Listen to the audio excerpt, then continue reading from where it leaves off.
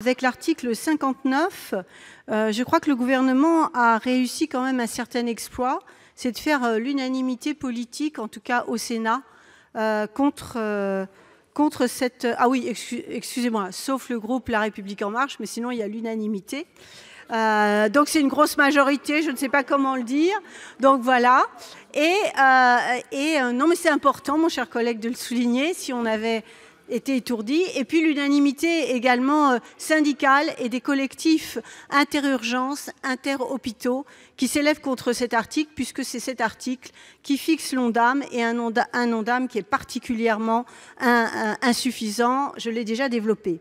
Je voudrais quand même dire qu'au niveau des professionnels de santé, il y a unanimité et je voudrais rappeler le cri d'alarme de 70 des 77 directeurs médicaux des départements médicaux universitaires de la PHP qui ont écrit dans une tribune le 14 novembre dernier « Hôpitaux, silence, on coule ».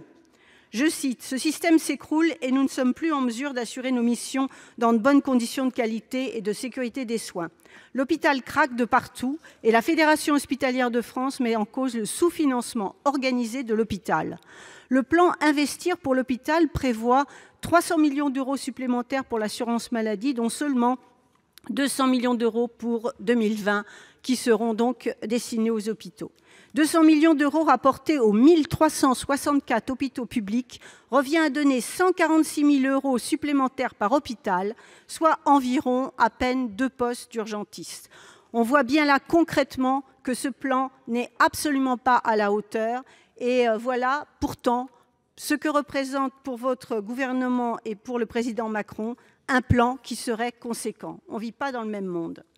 Alors, je voudrais dire quand même que nous avons répété à plusieurs reprises qu'il fallait un ONDAM beaucoup plus fort, à 4,5%, ce qui correspond à 5 milliards d'euros. Et c'est loin d'être utopique, puisque je rappelle que la transformation du CICE en réduction de 6 points de cotisation sociale, c'est 22 milliards d'euros en moins pour notre système de protection sociale. Donc, il faut arrêter de dire à l'envi que les moyens font défaut. C'est la volonté politique du gouvernement qui fait défaut.